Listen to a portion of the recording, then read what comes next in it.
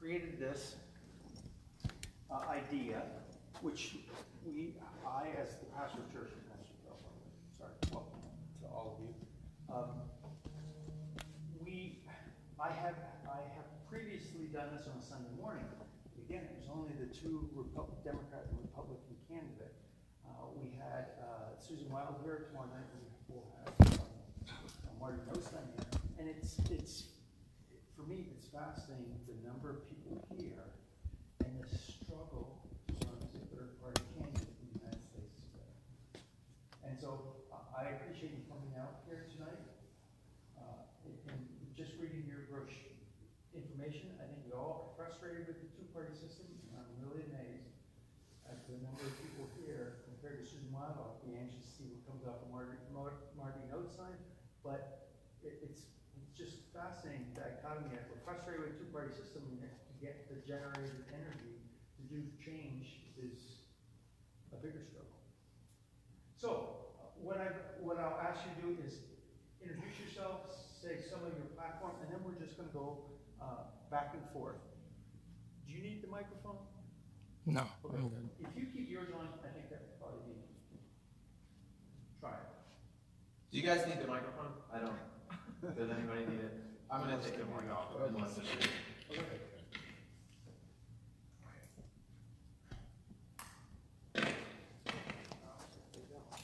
Thank you. Okay, so thank you for being here. I appreciate it. As he says, it can be a struggle sometimes as a person running outside of the establishment parties, but I kind of like it better this way anyway, just sort of talking intimately and building, one-on-one relationships. That's what this is about, and that's really what politics should be about in general. So, my name's Tim Silfies. For those of you who don't know me, I grew up here. I actually have deep roots in Hellertown. My father grew up here. He went to high school in Hellertown. Yeah, and my aunts grew up here too, and my grandmother lived here. I remember coming here all the time when I was a kid, visiting my grandmother, and eating at Crossroads Pizza, and with the big fish and the. It's still there. Yeah, it's warm. And the cheesecake steaks are still really good. Yeah. So yeah, and I remember playing Little League at Dimmick Park, and so I have a lot of great memories of Hellertown. And it was a great spot early in the campaign where we came here for the community day, and it was really nice. People were, you never really know how those things are going to go. Sometimes people just aren't really interested because I don't know why, I wouldn't really necessarily want to go talk to a politician either when I'm trying to have a fun afternoon. But people were very nice at that one. I think maybe it helped that we had our campaign dog, Bear. It was the first time we had our campaign dog, Bear. And I realized at that time that that's a good way to get people to come up to you, to have a dog with you. Otherwise, it doesn't always work. So anyway, so Hellertown is, I got roots here, and it's been great so far in this campaign. My father, as I mentioned, he and my mom, who's right there, they met at the PBS station in town, and then, so I grew up kind of around television. My mom was on TV with PBS, and my father is the television director for World Wrestling Entertainment. So that's a slightly different kind of TV. So I was a product of television too, and I went into it. I worked in news for many, many years. I worked for Fox News Channel for about 12 years, where I produced for people like Greta Van Susteren, John Kasich, but then I spent a long time producing for John Stossel, who some of you might be familiar with from 2020, the guy with the mustache. So I spent a long time working with John, and it influenced me a lot. I mean, I had always sort of been a libertarian, and my ideology was that way. But John really is when I learned to hone it and to craft the messages of how to communicate these ideas to people. And I saw it in action. I worked on documentaries and TV shows all about these ideas and how they affect all of us. So it was a really rewarding stint, and I consider him to be one of my real mentors. So after that, I co-created a couple shows for Fox Business, and then I came back here and worked for a while as the business reporter for 69 News. So that's where I saw, well, when I was at Fox is when I saw the sort of deepening polarization of the country. I saw the way government just wasn't working the way it was intended to. And I also realized that the establishment parties, the Democrats and the Republicans, had kind of actually become one large establishment that I felt and I saw didn't really, they were concerned with enriching their own power, fighting with each other, and rewarding big business, special interests, the sort of this web that we've seen Washington become.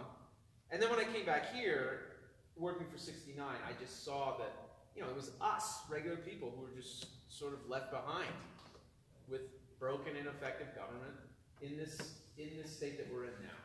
So that's why I decided to run. I heard a lot of people saying they wish they had more voices, they wish they had more choices in the debate, and I wanted to provide that. So I quit my job and I'm doing it. And it's been really rewarding so far. Like I said, festivals like we talked about and knocking on doors, and the debates I felt went really well. So I would encourage all of you, like I said, if you go on PBS 39's website, you can see the debate we did with them. And you know, they're worth watching to see the three of us all sort of grappling with one another and the different, you know, they, well, I don't want to say much bad about them. I'll just say that I feel like I have a full grasp on these issues, and I like talking about them, and it seems to me like they're more a product of their party and using talking points and sort of staying on a script, which that's not what we need right now. And what we need is authenticity and people who are willing to stand up and say what they think and not have to answer to a party, not have to answer to anything except their principles and you. So to talk about my principles a little bit, because people ask all the time, you know, what is a libertarian? So basically, I think it's a quintessentially American philosophy that really is the embodiment of the American dream. You know, life, liberty, and the pursuit of happiness. These are ideas that they're not just, you know, written on plates at the 4th of July. I mean, these are words that have echoed for hundreds of years through history and were written that had deep, deep meaning at the time of the Declaration and the Constitution. They mean something. And, you know, the Constitution itself, it was about individual liberty and all of us having these natural God-given rights, that the federal government's job is to protect those rights and to protect us, and then to let us live how we want, as long as we don't harm anyone else. And it also, so that's the basics of the philosophy. And then from a functioning perspective, I think it's the recognition that centralizing power too much in Washington is ineffective, and I think the wrong way for government to operate, that it should be decentralized more, to have states and communities and individuals be empowered to have more control and power over their own lives. So that translates into what I think are common sense principles of consistent limited government. And at times it puts me in line with Democrats, at times it puts me in line with Republicans. You know, on fiscal matters, I tend to be for lower taxes, lower regulation, free trade, balanced budgets. So that tends to be more, at least what used to be, conservative. I don't think they really stand for that much anymore, but that's what it used to be. And on the other side, I tend to be more pro-robust immigration. I think that we should have criminal justice reform. I think that we should have a sensible foreign policy that I'm a non-interventionist, so I don't think that we should be fighting wars around the world with people who haven't attacked us, and I don't think we should be nation building. So these are different areas where I line up with different people, but ultimately, it's about consistent limited government and a consistent focus on individual liberty. So I'm happy to take any questions, talk for as long as you want, and that's it. I just appreciate you. I appreciate you being here, and there's not much time left for the election, but there's also a long time to and we're fight for every vote. We're throwing out, but I want to start in the sense that you. There's a difference today between the Budweisers and the niche breweries. Mm-hmm. And I hear you articulating more towards niche microbreweries. Mm-hmm. What do you do when it comes to national, whether it's educational system, military, things that we all pay for? Mm-hmm. How does the Libertarian focus on those things that we all share nationally? Sure. So, okay. You want to talk about, I'll talk about some of those issues individually. Yeah. Because the military is something that we all share, and it's part of the federal government. And like I said, I think that that's something that should be used far less frequently than it is. We've been at war for decades, fighting conflicts all over that I think they've created unintended consequences that make us less safe. And I also, we have $21 trillion in debt. And one of the things I think we have to accept is that we have to start living more within our means. And part of that with the military would be, we've spent more than the next 7 countries combined on military spending. And that's something that I think is going to have to end. I mean, not all spending on military, but we can't keep spending this much on everything, including the military. So getting back to your basic question is that part of it, I think, is looking at the government. Not everything is something that is all of ours across the country that needs to be one way. That's the brilliance of our system, especially something like education, for instance, you mentioned. That's something that I think belongs at a state and local level, where the federal government shouldn't be deciding the way people are educated in Bethlehem or Hellertown or anywhere else. I don't think a bureaucrat in Washington knows as much as we do here about how to educate kids, as an example. So I think it's an important thing to see that this is a philosophical way of looking at government, so that it doesn't have to be the federal government deciding everything to be a certain way. Especially, look, it is no secret that we have a lot of conflict in our country right now. And maybe we would be able to get along a little better if we gave each other a little more space to let to let states do things different ways. To let Texas be Texas, and let California be California, and let Pennsylvania be Pennsylvania, with these uniting principles that keep us together, but then having systems, whether it be education or infrastructure or other ways of states doing things their own way. Laboratories of innovation that then people could sort of vote with their feet and go where they wanted to go that fit more of what they believe.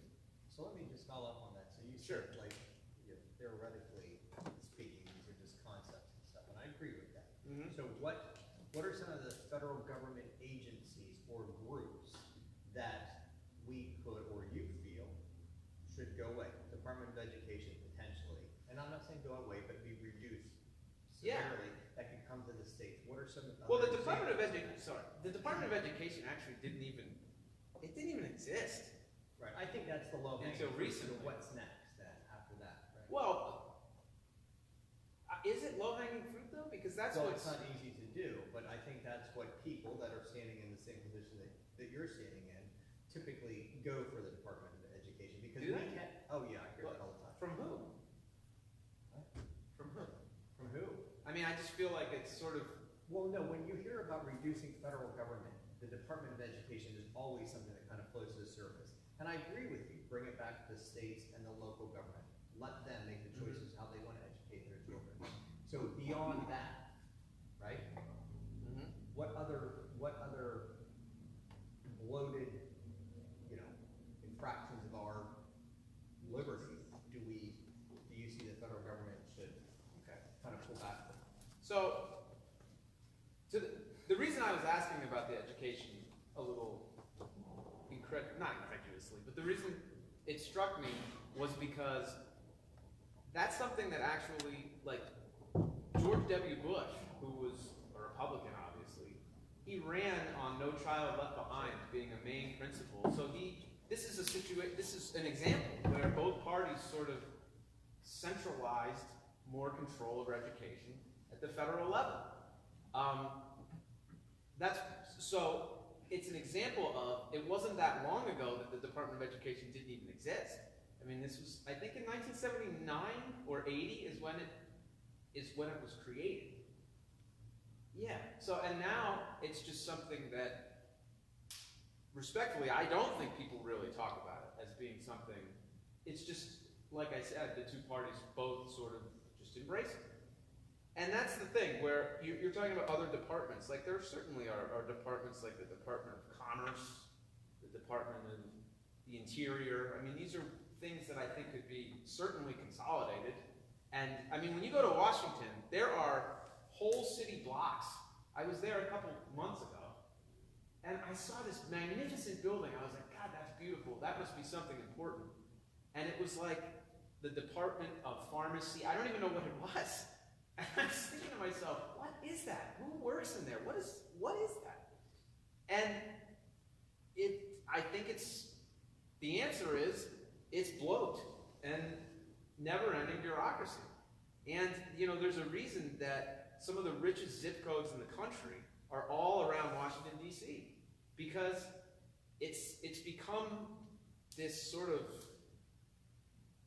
gigantic swamp, to use a popular phrase, where a lot of people are working and living in it, and it's hard to reverse that. Does that answer your question at all?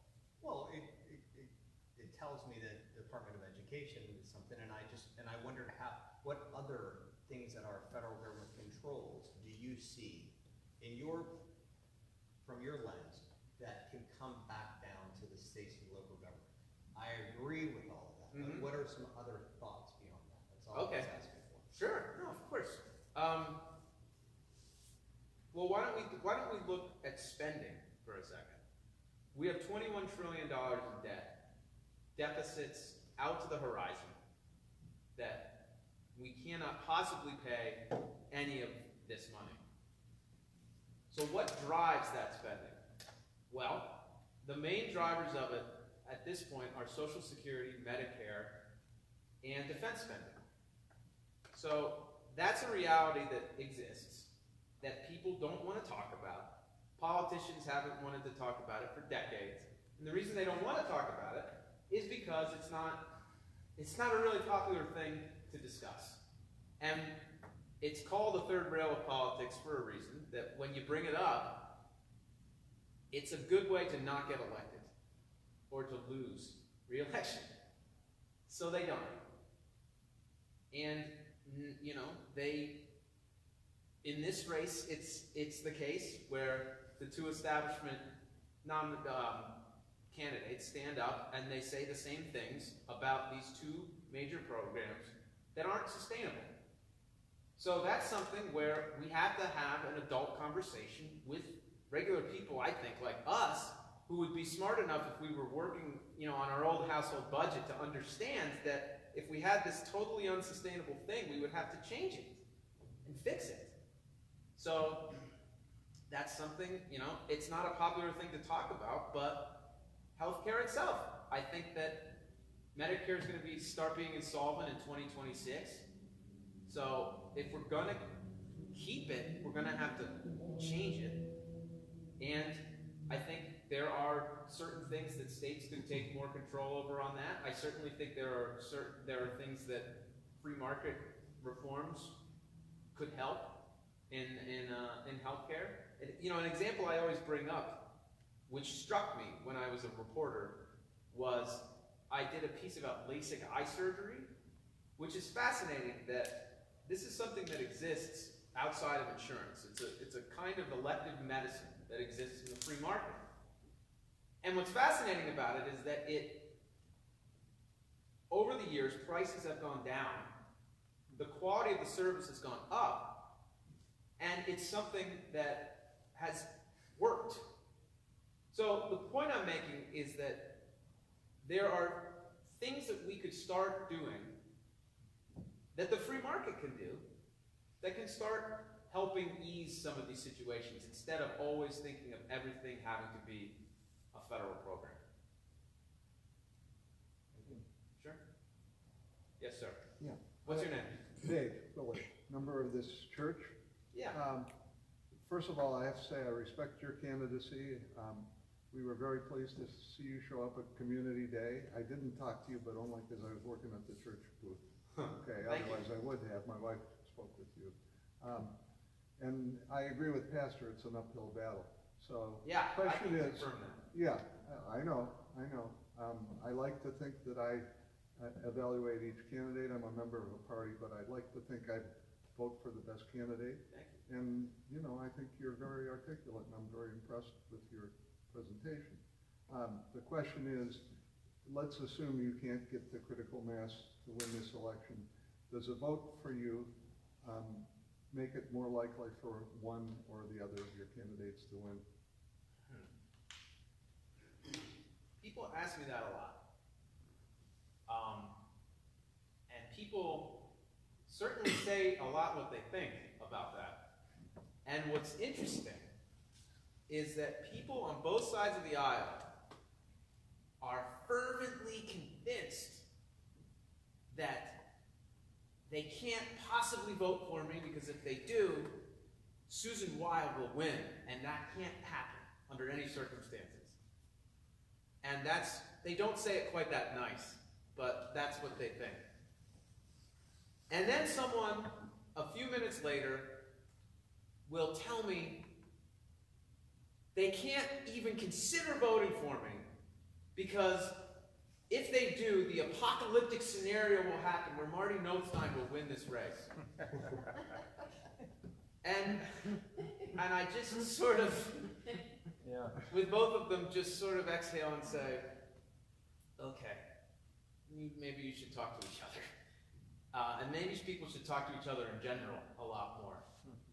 And so the answer is, I don't know. I mean, statistically in races, it's not really conclusive of where votes come from. And what I would say is, I think that we're at a point in time where we face a real political crisis. I mean, I'm sure, does anybody really not feel that something's wrong right now in this country? Sure. I mean, does anybody not turn on the television and just feel exhausted with what you see? And the fighting and the dysfunction and the way things are going right now. And we just have to get to a point where we're willing to say that this isn't acceptable. And we have to stand up and have the courage, because I know it's a hard thing to do.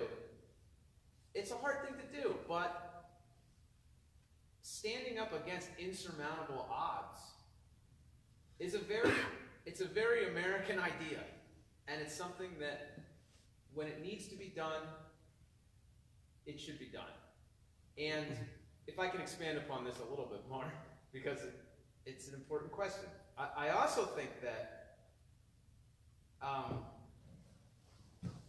people not voting has a lot to do with it too. I mean, this whole notion of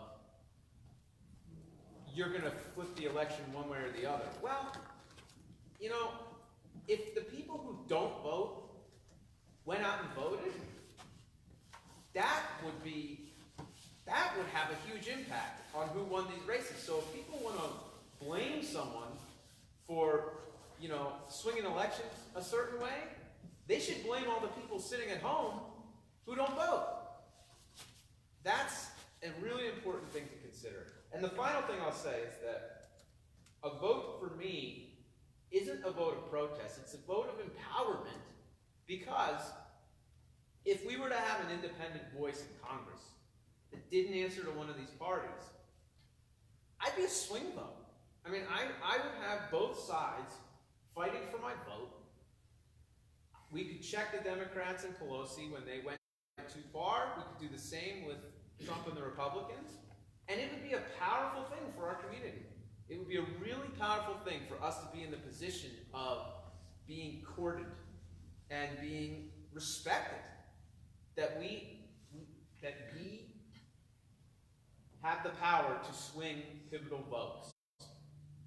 I would actually have more influence in that regard than either one of my opponents. Either one of my opponents is going to get there. This is what's going to happen. They will get to Washington, and they will say, Marty or Susan, welcome to Washington. Now go raise some money. That's what they will say. And they'll do it. They'll say, okay, and they'll go raise money for the DNC or the RNC. And they'll do it because they want influence, they want good committee posts, and they want donors. So they'll go do it, and the race for 2020 will immediately begin. And that's the way it goes. The merry-go-round keeps going round and round and round, and it never ends. So that's the reality of what we will face in a couple weeks if we don't decide that that's not acceptable anymore. Yes, sir. That's that leads into the elephant on the table or in the room, and that's money in politics. And when Susan Wild was here, if there was a common theme, it was money and where it came from and the special interests that it represented. And it buys elections. Just a few minutes ago, I checked the giving for Wild versus Nostine versus yourself, and there's a correlation to where they stand in the polls. Maybe not exactly, but money's empowerment. And I think people are fed up with the influence of call it dark money. It's money that you can't tell where it came from. The money from special interests. And I think, how do we move to a third party or the independent without addressing the money issue? It just seems like it's an impossibility, no matter how well-intentioned a candidate like yourself is, to compete effectively, in a regional area without money. And, Citizens United's an issue, and there are just any number of other considerations. I'd like to get your thoughts on it. Yeah, so what did Susan say about money when she was there? She doesn't take corporate money, but she does, we've all seen, that's the other thing, half-truths. It's like, Well, that's not even half true. Well, I know that. That's generous. Yeah, it is. And I don't. She's raised a lot of money. I hesitate to slam my opponents too much, because that's not, I don't want to do that, but this is nothing I haven't said to her before, so I'll say it. That she's wildly hypocritical about money. She says she doesn't take corporate PAC money, but you want to talk about the way it works? This is how it works. The current system is sort of like money laundering, where there are PACs that people give money, corporations give money to. And then those PACs give money to politicians like Susan. And that's basically how it works. And the money is this isn't from small companies, you know, this is from giant health insurance companies. This is from, she's got more than $250,000 from one PAC full of Wall Street, New York, powerful people. This is Boeing, Lockheed Martin. I mean, those companies are the backbone of the military-industrial complex.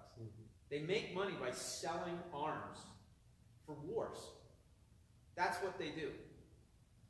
So, and again, I'm just pointing out hypocrisy because I think it's important for people to understand that. And Marty's getting a lot of money too, from all over the place. So, I think that if we want money out of politics, the best possible thing we could do would be to lessen the size of government. Because when government is so big and so powerful, who are the people that can afford to lobby it for influence? It's big businesses. And that's what the situation that we have now. We basically have a crony capitalist society.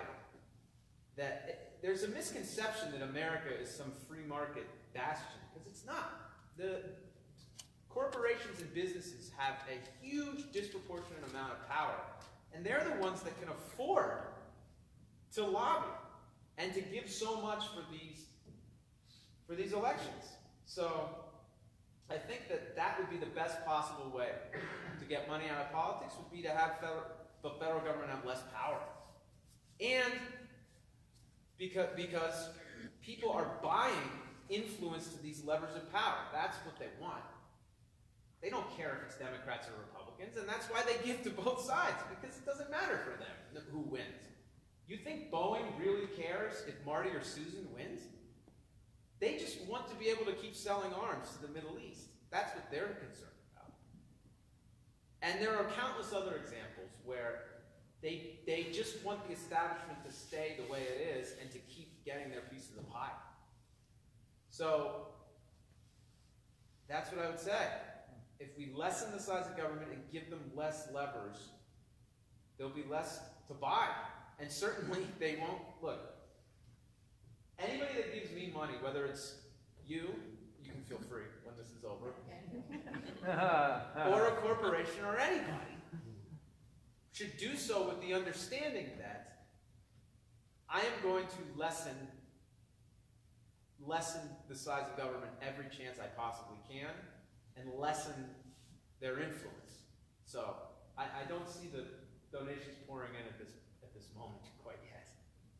And we certainly, final thing about campaign finances, we need more sunshine about this stuff. I mean, if you go to Open Secrets, you can go through this stuff, but it's hard. It's hard to figure out exactly where all this money's coming from, and that's not good. We could use a lot more sunshine in that. But it is right there. Any of you can go home right now and go on Open Secrets or the FEC website, and you will see all the stuff we're talking about. And yet politicians feel a level of comfort that they can just go and say whatever they want, and most people won't look. Is it true that candidates keep their war chest? The money in their war chest stays with them? You know, I don't know all about that. I think so. I mean, That's what my dad said. He ran campaigns. And he Could said, you yeah. repeat the question? We really can't hear it. I'm I sorry. said, do they get to keep the money in the war chest? My dad said, and he ran campaigns, he said, what people donate to that candidate, whether they win or lose, that's their money. They keep that money. So Susan got millions of dollars. She would maintain that millions of dollars. I think that's true, and to be used for re-election. Yeah. Which is why Or whatever. the merry-go-round keeps going. Although if you read her campaign emails, I don't know, I get the email blasts, you know.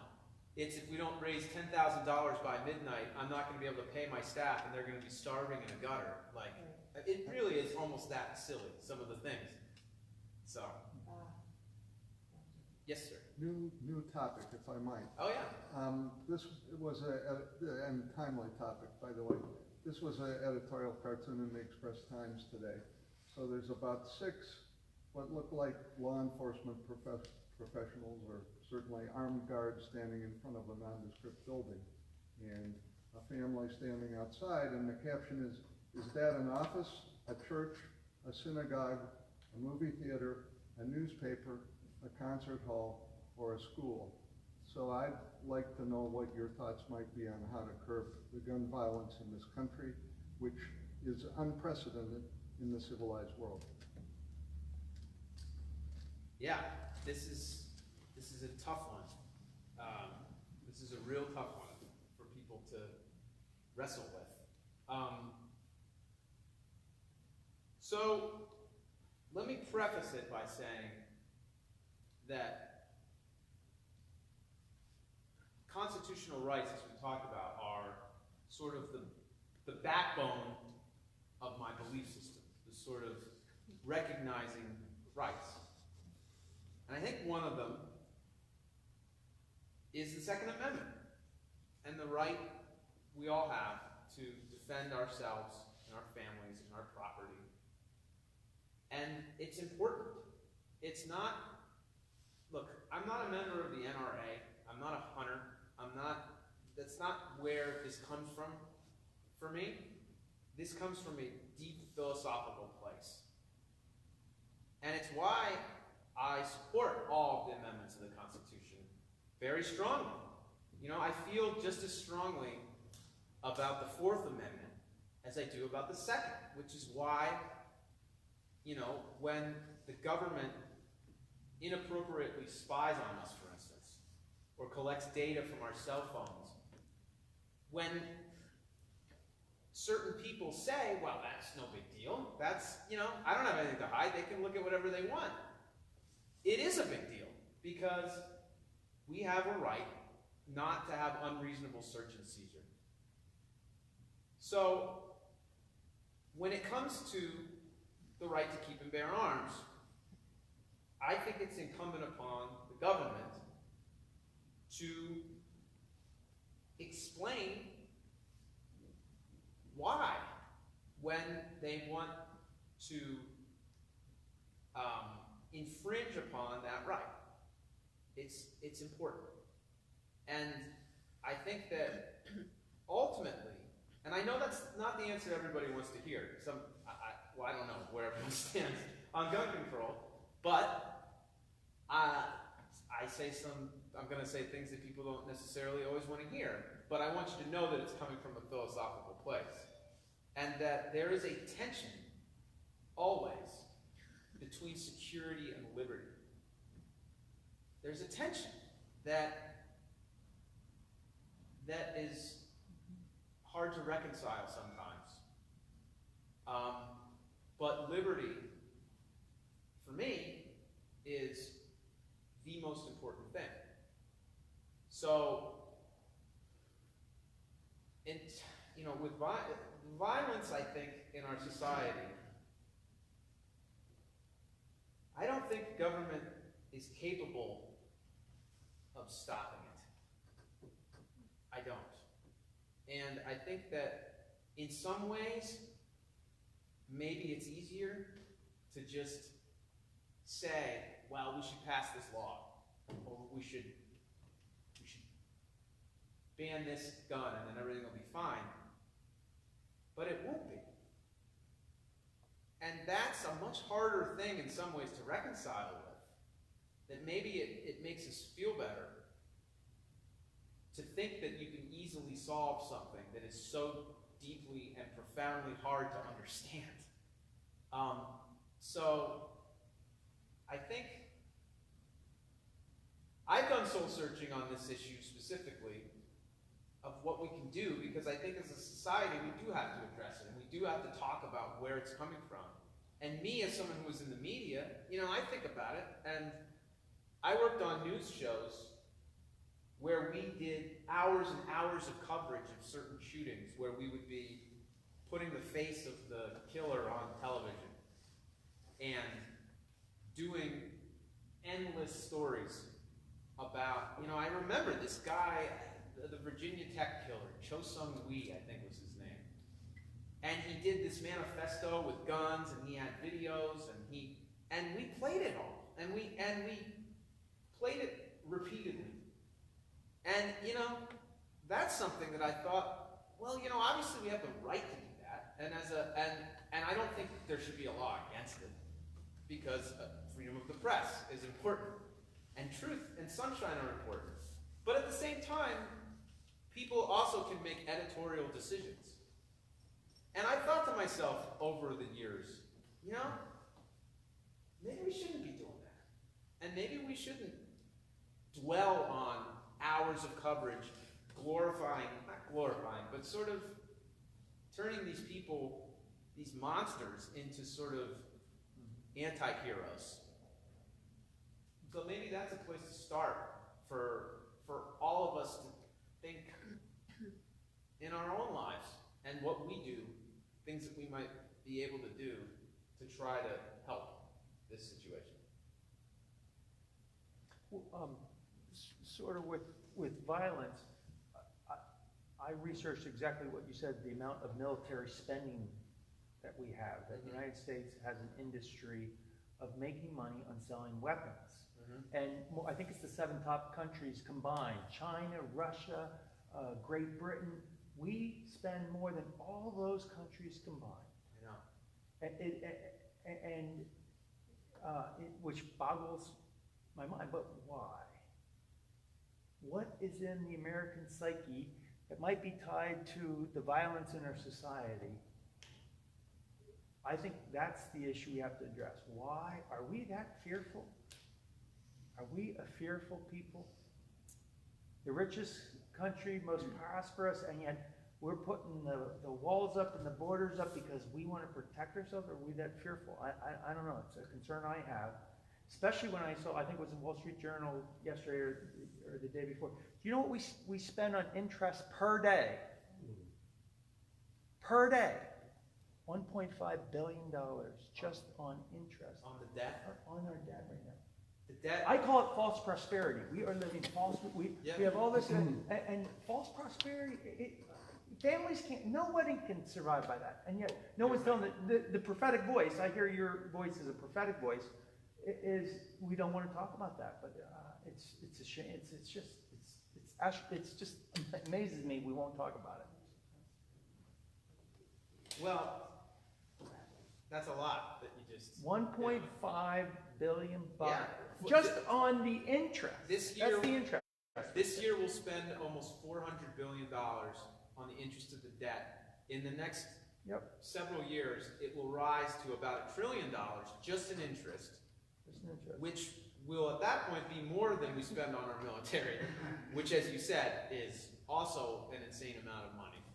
I don't know, to hit on some of the things you said, I mean, I think I agree with you that there is prosperity right now, and the economy on the surface is very good. It's built on very shaky foundation. It is. And the reasons are complicated, but basically, I think we have had steady growth for 10 years now that has been accelerated in the current administration, but it's not a sustainable situation where, first of all, we've talked about the spending, which can't continue. Secondly, we've had artificially low interest rates for an unprecedented amount of time, where, not to get too deep into monetary policy, but that is, having interest rates so low for so long, what it does is it disincentivizes saving, which is what we should be doing right now, and it incentivizes spending and consumption, and it leads to overheating of the economy, and it leads to blowing up bubbles, which burst. And then when you add on top of it tax cuts, which I like tax cuts, and I think the tax cuts were good, but when you don't cut spending, it blew the deficit even bigger. So we have this combined effect of spending, which has a stimulus effect, tax cuts, which have a stimulus effect, interest rates, which are low, that has a stimulus effect. So all of these things are combined in an artificial way when then you have all these programs that we talked about out to the horizon and the unsustainable spending. I mean, I'm not trying to be negative here, but this is a situation we're in that is very calamitous. You know, one of the key things I could not understand was we went to war in 2001 and immediately cut taxes. Yeah. And it seems like every time this country went, take World War II, we paid for it as we went. We sacrificed as a country, tighten our belts. And here we're spending trillions of dollars and cutting taxes to stimulate the economy. It's crazy. And that's a Republican administration. They're just as bad as the Democrats. Arguably worse. Yeah. Because, you know, at least it's just they're just so intellectually dishonest about it. That's the thing. They railed against Obama for 8 years, you know, practically having sickles and hammers out at the White House, talking about how he was a communist and he was this and that, and the Tea Party movement came up, and then they finally got all the levers of power, and they did nothing. Nothing. So it's part of the reason that I'm doing this, because this is the thing where on the biggest issues that I care about, there really is no difference. It doesn't matter who's in charge. The spending, suicidal spending continues. It doesn't matter who's in charge. We still continue to have wars around the world, which make us less safe. It doesn't matter who's in charge with these bigger, wider issues. And that's why, ultimately, that's what we need to be thinking about, is the bigger picture. And, you know, it's not gonna, I don't think the change is possible to come from within either one of those parties anymore. Because, well, for all the issues connected that we've sort of been talking about, they're all interconnected to a point that you can't untangle the web. You talked about robust immigration. Could you speak about that a little bit? Sure. Okay. So I think that, I'm giving long answers, but I figure They're good answers. that's okay.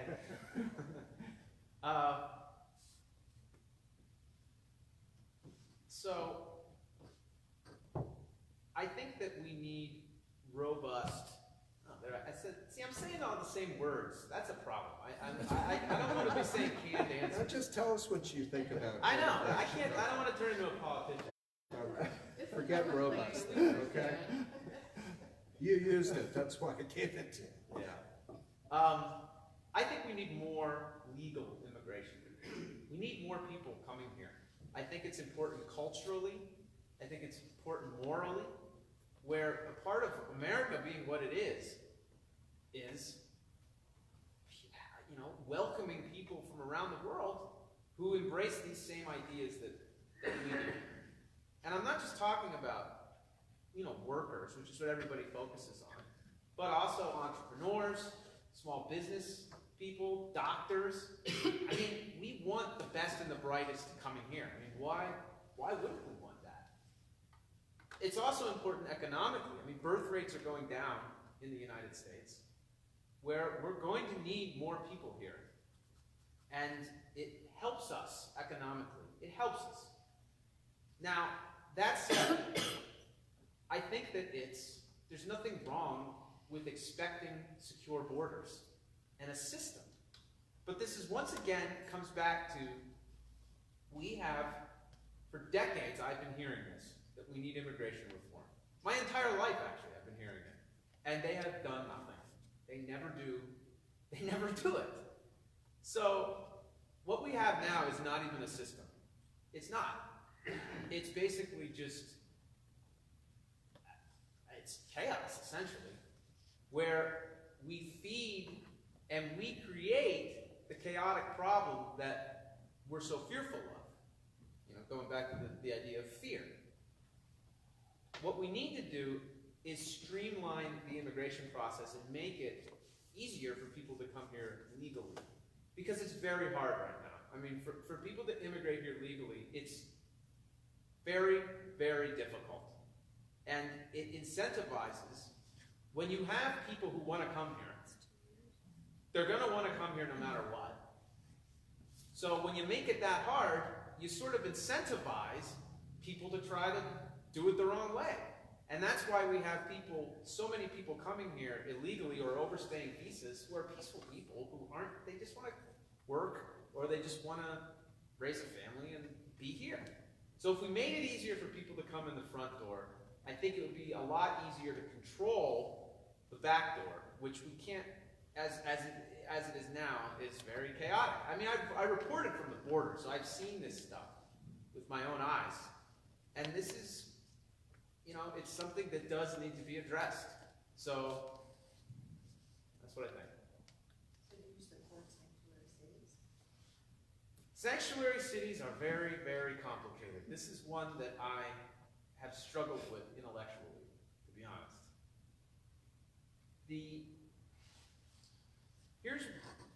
Here's where I ultimately end up on this. And one of my advisors, a supporter of the campaign, is a guy named Andrew Napolitano, Judge Andrew Napolitano. I don't know if anybody watches Fox News, but he's, oh, you know the judge? So the judge is a friend of mine, and he's really helped me intellectually over the years. And he's helped me sort out what I think about this, which is that it's again back to the idea of empowering local communities, and local police are part of that they know how to police our communities. And on the surface, when you hear about the notion of a sanctuary city, it seems just wrong, or at least to me it does. And I certainly don't think, look, I don't think that people who are behaving violently or commit violent crimes should stay, or that's not what I'm saying. But what I am saying is that the local police to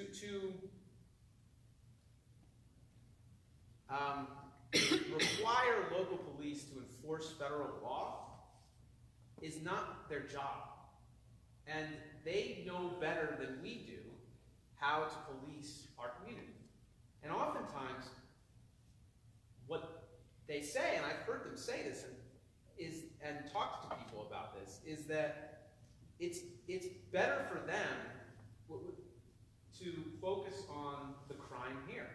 And they need to be able to cooperate. You know, well, they want the cooperation of people who might not necessarily be here legally, but it makes us safer when those people might be willing to cooperate with police on some kind of case, or might be less apprehensive to report a crime because they're afraid of getting deported. So I think ultimately, I think that local police know better than we do how to address that problem. So you're saying you support sanctuary. I'm trying to follow your logic. No, yeah, no, I understand. That's what I meant. It's not pretty to struggle with my philosophical wrestling within my own mind, I'm sure. I feel like California, you say you want, well, states should have their own state Right. laws, but California seems to be on their own planet. I support that. Look, I support the idea if that's what they want to do. If the police or the politicians want to enforce the immigration laws. And do they get federal funds then? Well, that's an interesting point, and that's part of coming back to this notion of when the federal government has such power and when it's so deeply involved in stuff, they sort of use dangling federal money to say you're going to enforce our laws and you're going to do what we want, or you're not going to get money from us. So, I mean, That's really what created it. right. Because people were being picked up for minor offenses, and they could have been deported, but the feds won't pick them. They say, you hold them in your jail. And this happened in Allentown too. So Allentown, we're not gonna keep them in our jail. It's just a minor offense. Right. So they're illegals. If the feds want them,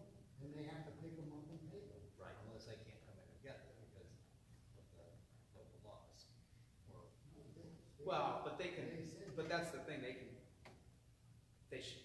get them. Because if it's a federal law that they broke, then. Being here illegally.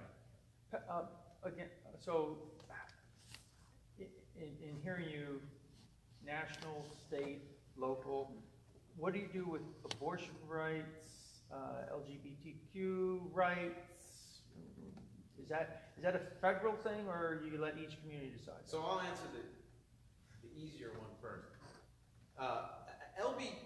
LGBTQ to me is sort of, should be a non-issue sort of across the board, where I just feel like people should be able to live the way they want to live. And however people, whatever they do behind closed doors is not my business. And it's not anyone's business. So that's how, you know, that's. Well, then let's talk marriage. So is marriage something that should be national, or is it each state should decide that? Well, I actually think that it's kind of a moot point now that the Supreme Court decided the way it did. But that said, I actually think that, I don't think the government should have anything to do with marriage at all. Why do we need the government to tell us if we're married to someone? You know, this sort of goes back to the interesting philosophical beginning point of the conversation of thinking about government in a different way. Where, why should they tell us who we can and can't marry? It's more about Yeah. how you inherit the property Yeah. and how you protect your right to go see your loved one who is your partner if they're dying and the hospital has a rule that says no, only family members. Right. So they should recognize legal contracts between people that they enter into. So that's what I would say about marriage. I mean, and again, it's kind of just a philosophical question because the Supreme Court ruling made it a moot point. And transgender issues still certainly come up. I mean, I think that if a transgender person wants to serve in the military, they should be able to. There's no reason why not. And generally speaking, people should be able to live how they want, as long as they're not harming anyone else. Now, abortion, which is, you know, abortion is one question that I've never, because I practice this stuff, like how to answer these questions, because people ask me all the time, and I get asked on TV, and I have to give quick answers, and in debates. And abortion is one that I've never done a good job answering in that respect. I always, because my natural fallback is to be honest and thoughtful instead of giving a quick answer. Like I answered it in a debate last week. I don't remember. I don't know when it was. Sometime in the past. I answered it in a debate. And in this raucous sort of debacle of a debate, it really probably wasn't the appropriate moment to just be thoughtful and think for a second. So people said they didn't even understand my answer, and whatever. I guess I'll let the chips fall where they may on that. And I'm doing it right now. I've just been talking for 5 minutes instead of saying what I think about abortion. It's tremendously difficult for me. And it's a question that goes almost beyond government. I mean, it's a moral, philosophical question that, you know, there are socialists or communists who could be pro-life or pro-choice.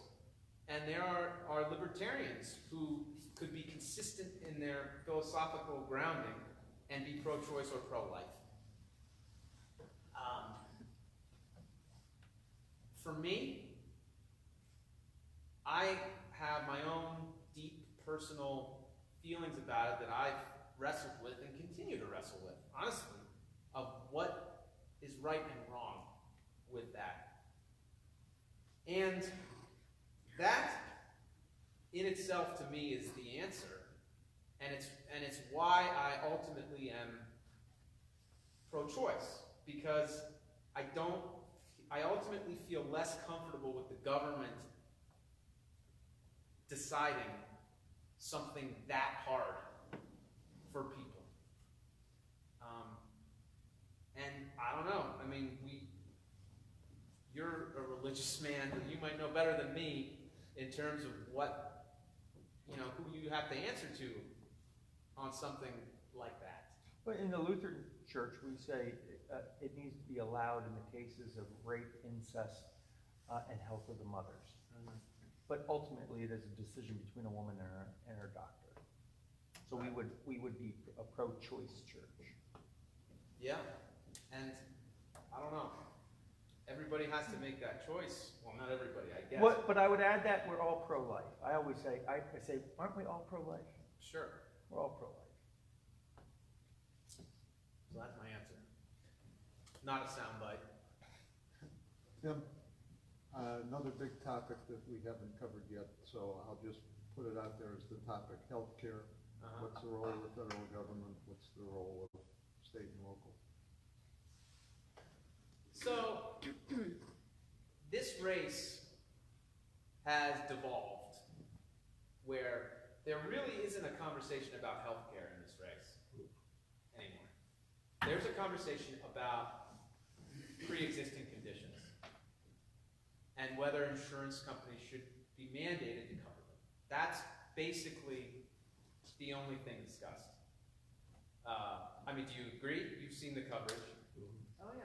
Well, I would say single payer is being pushed too. Yeah. Okay. Single payer is being pushed.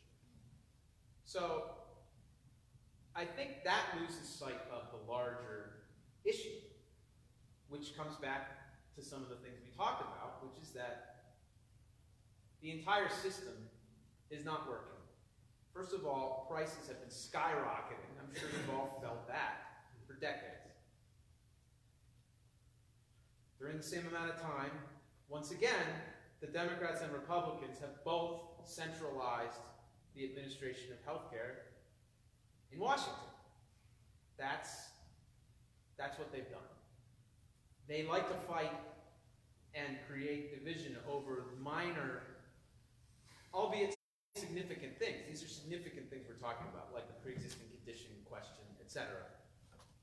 But they focus on those things, and they act as if these are the apocalyptic fights that they're going to have, when at the same time, they both centralized healthcare in Washington. It was Medicare, and then Medicaid, and then the Republican did Medicare Part D, which was a massive expansion, with the federal government taking more control. And then the Democrats did Obamacare, which was more centralization of control, where, you know, even though the previous president had just done Medicare Part D, Obamacare was the march to communism, where we needed to, you know, draw the line in the sand. When in reality, when you look at the macro, it's been centralizing there for decades.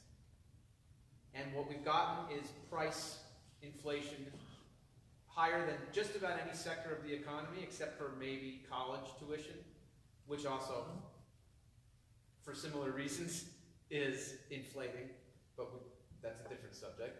So, Medicare now is going to begin insolvency in 2026, and it is not sustainable in the current form. It's not. So, what the solution will be to that ultimately, I don't know, because I'm a pragmatist, where I understand the world I would want to live in and create for a society is not the world we live in. So, you know, I could stand here and say the libertarian vision for the way everything should work, and that's just not going to happen. It's not. And I want to have a common sense voice that acknowledges that and says, look, we have to talk about how we're going to change these things. Because if Medicare and Social Security are baked into our system at this point, which I think realistically they probably are, we have to talk about how we're going to change them. So yes, I think states could take on more of the burden, like we talked about. There could be more free market reforms. And with Medicare itself, you know, we might have to move towards a system that is less designed to provide care for everybody. Because I certainly don't think we should go that direction of Medicare for all, which would add another $30 trillion or so to all of what we've just been talking about. So maybe the way that to adapt the system, if we want to keep it, is to have it be less about providing care for everyone and more about taking care of the truly needy who fall through the cracks. And that's, that's what I think. Or just do away with healthcare altogether and watch the prices just come down tremendously because nobody has insurance. Well, yeah, that's a whole other story where health insurance,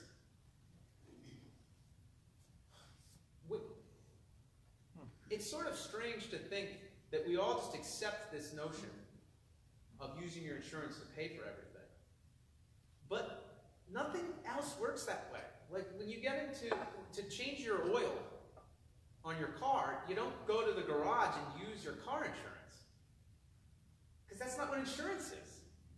So we've sort of got this weird hybrid system now where we use insurance as something that it's not, but then expect that to just be able to continue and be sustainable forever, which it's not. It puts in place a system where, and it encourages a system where people get health care without ever knowing how much they're even paying for anything. Because do you know how much it costs when No, ultimately? it's opaque. Exactly. It's a business. It's been a business. Well, it's a poor business, though. No, it's a great business for the business people. And the insurance CEOs bill millions of dollars a year. Well, and the insurance companies. Yeah. And they get paid a percentage on what they process. So, what else? We're having a deep libertarian philosophical conversation. Libertarian view on, say, the EPA, and I understand you say individual rights. But rivers and streams know no bounds. They don't know whether in what state we are. With the air we breathe doesn't make it. We don't know where that's coming from. So what's the libertarian view on some of the regulations we have on trying to protect our environment? So, it's a good question. You preach it, Harry. You preach it, man. You go. It's a good question. Yeah. I think there is a legitimate role for government in, sorry, one second. Recycle that. Good answer. Good answer. Yeah. I think there is a legitimate role for government when it comes to keeping the air clean and the water clean, because like you said, nobody owns the air. And nobody owns the water, so nobody has incentive to keep it clean. And that's a key philosophical concept.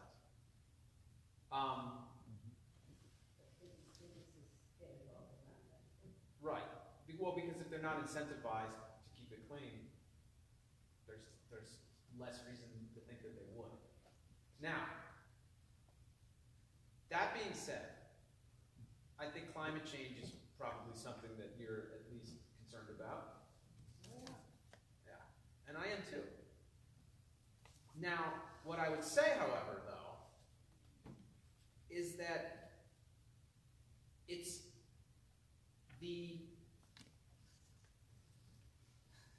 a problem, and we don't know how to fix it. That's what I think. Where that part gets sort of lost in the debate over climate change. Because even the most optimistic assessments of some of the more progressive ideas of how to stop it, even some of the most optimistic projections acknowledge that anything we would do, some of the plans proposed, would really just be a drop in the bucket and really wouldn't move the needle all that much when it comes to climate change. So the concern is that and what I worry about is the economic ramifications of some of these policies could end up creating unintended consequences that actually create a bigger problem than the one we had in the first place. And that's what I worry about, because I do think climate change is an issue, but I do also think that I don't think it's quite the apocalyptic scenario that we hear from the loudest voices on the left. And I think that human beings have a remarkable ability to innovate and to have ingenuity to solve problems. And I think that solving a problem like this will be better done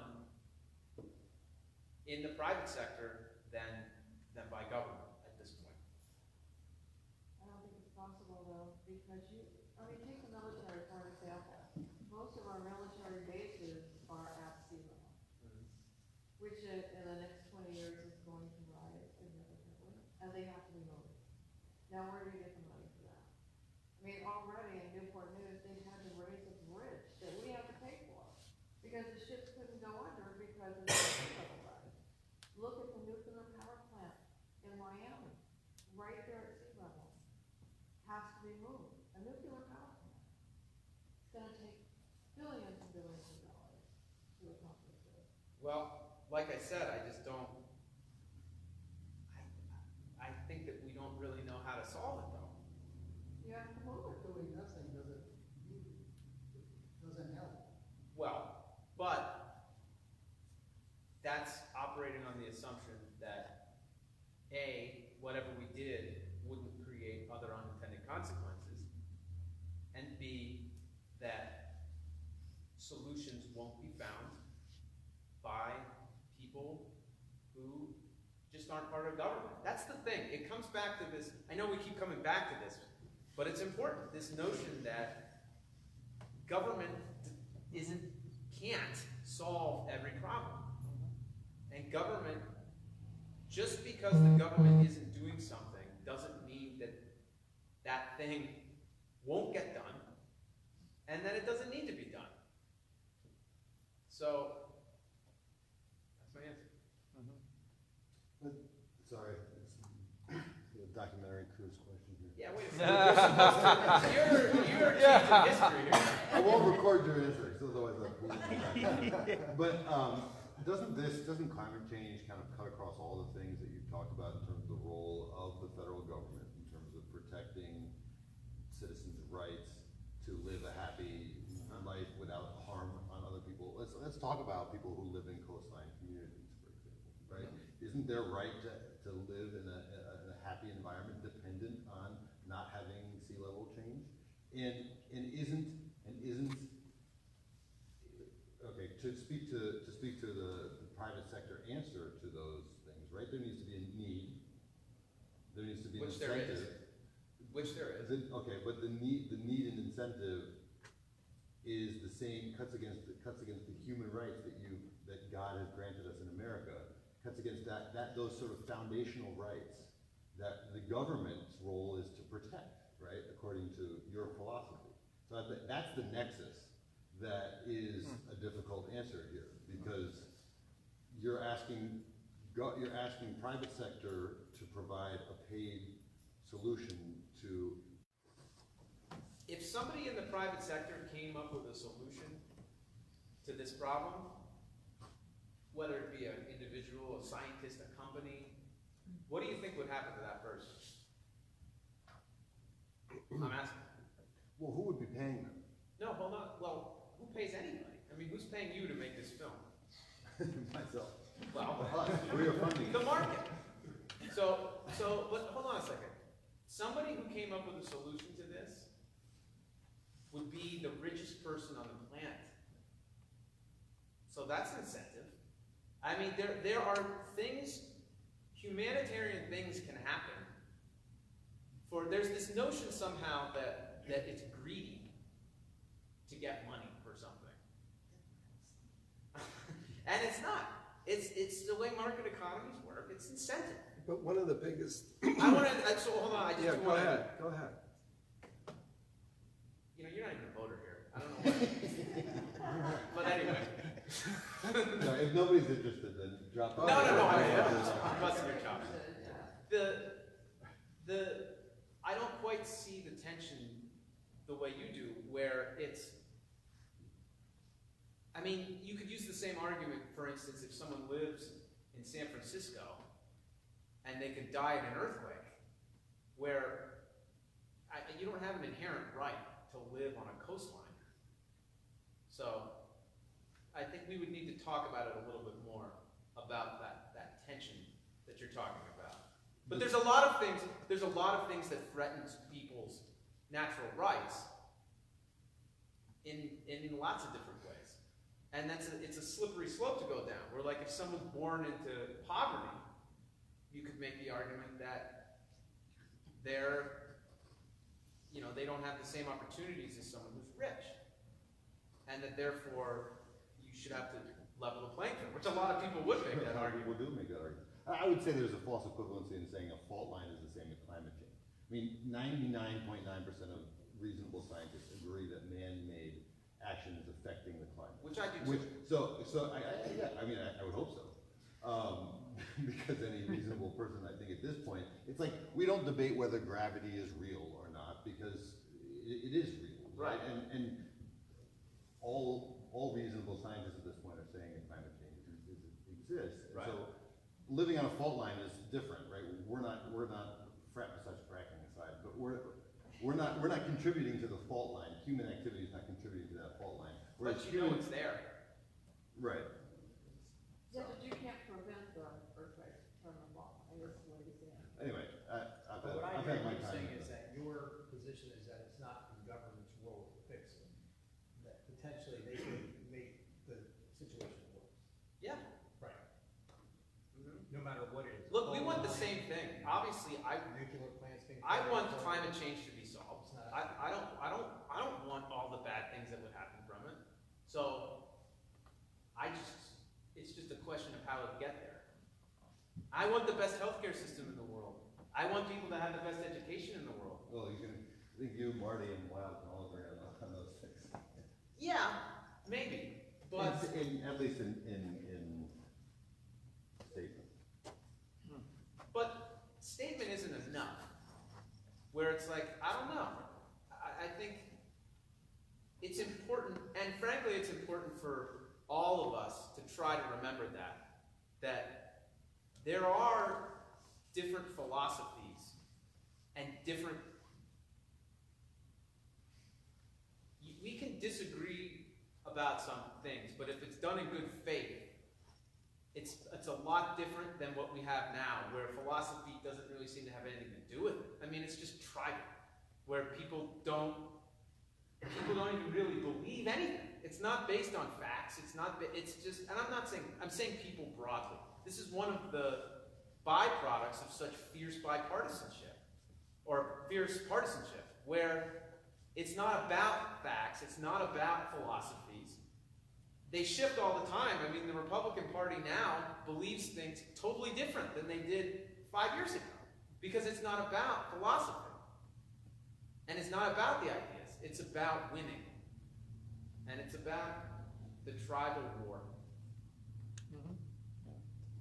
The one aspect I think I would disagree on your political philosophy is that, for me, the government needs to step in when there isn't financial incentive. And educating the poor, military, I don't see how we privatize and make money out of those things. Many things we can. And I think medical, like LASIK is a great example of how capitalism could be introduced in some means in the medical system to help bring prices down. But there are places for me, for the government, that are not financially, that the private industry can't make money there, that we need the government to step in. Yeah, look, I don't speak for all libertarians, first of all, because there are, just like anything else, there are different degrees, and there are different differences within the philosophy. I happen to agree with what you're saying, where I think you're right, that the military is one thing that needs to be handled by government. I think police, and I think that there should be safety nets in place where, when all things fail, then it is a role for government to protect people and help the truly indigent in those situations. But that's a totally different conversation, really, than what we're talking about, and having the government be so deeply involved in so many things. That's the best I can answer that. Where it sounds like we don't necessarily completely disagree. It's just a question of where the line is. We're coming to that quaking hour. Okay, this is a good summary question then. When you get to Washington, when you win this election, what's gonna be your number one priority when you get there? I mean, it's got to be the budget. It is. At the end of the day, if we don't get the budget under control, it's going to lead to a real disaster. So, I think, I don't know what one person could necessarily do about that, except back to the notion that we talked about, that I'd be an independent voice, I'd be a powerful voice. And I would have certainly more influence on the debate than either one of my opponents. And I would argue than most other regular party politicians, because I'd be a swing vote in a deeply divided Congress that they would court our vote. Would you be willing to take on the President of the United States with regards to how much he spends with all his travel? Expenses to fine here and there at our expense for nothing that he needs to be doing? That frustrates me to no end. It sounds like it. It does. I can. And he talks about it saving everything, and he doesn't even think how much it costs for everybody to fly on that Air Force One. And he's going to eight different things this week, 8 different rallies, 11 different rallies in 7 days. And how much that's gonna cost, he has, and where's everybody questioning him on that? A lot of money is being spent. Every weekend he goes someplace Millions, else. yeah. He would just call it fake news and. Yeah, well, yeah, I'm nobody. You're not nobody. You would consider me a nobody. No, but that's part of the problem. You're not I'm a what? good. Really? Have you ever voted for a third-party candidate? No, but I thought about it. But for the same reason, that you mentioned earlier, I shied away from it. Well, maybe this time's different. I think all of us should think in that booth, because you're going to be alone in there. Just think about it. That's all I ask. Just think about it. Tim, along the lines of Dave's final question, I was transferred to South Carolina in '96 and lived there for 2 years, and I kept asking all the people I worked with, why do you keep voting for Strom Thurmond? The guy is like 99 years old. Yeah. And I kept getting the same answer, and I bet I asked 15 to 20 people, got the same answer every time. Because when we call his office, we get action. So I'm asking you, if you are fortunate enough to represent us in Congress, how are you gonna run your office? Are you gonna go down there and look at our interests and bring those to Washington and listen to us if we give you a call? Yeah, absolutely. I mean, you can learn a lot about people, I think, by the way they're acting right now. And of the 3 of us in this race, I'm the one talking to everyone I possibly can. I'm the one who has my cell phone on my business card. I'm the one who answers every email. I'm the one not taking huge amounts of money and misrepresenting it. I'm the one doing all of those things. So I'm also the one that's going to act that way when I get into office.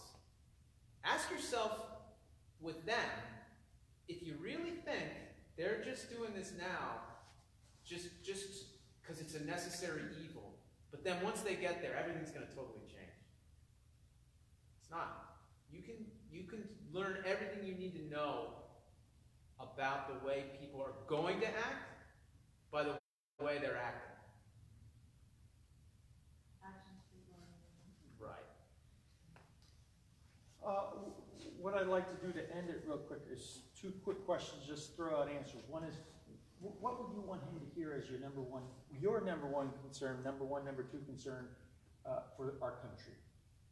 Right? And not a sentence, I mean, just words, just a few words. What would you want to tell a future politician who's going to represent you?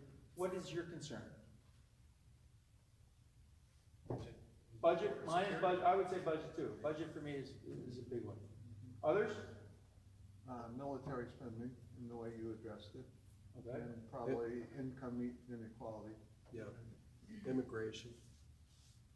Okay.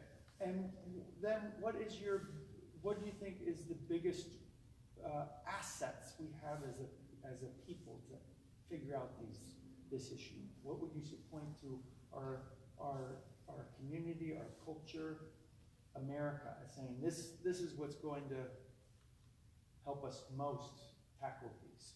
Voting.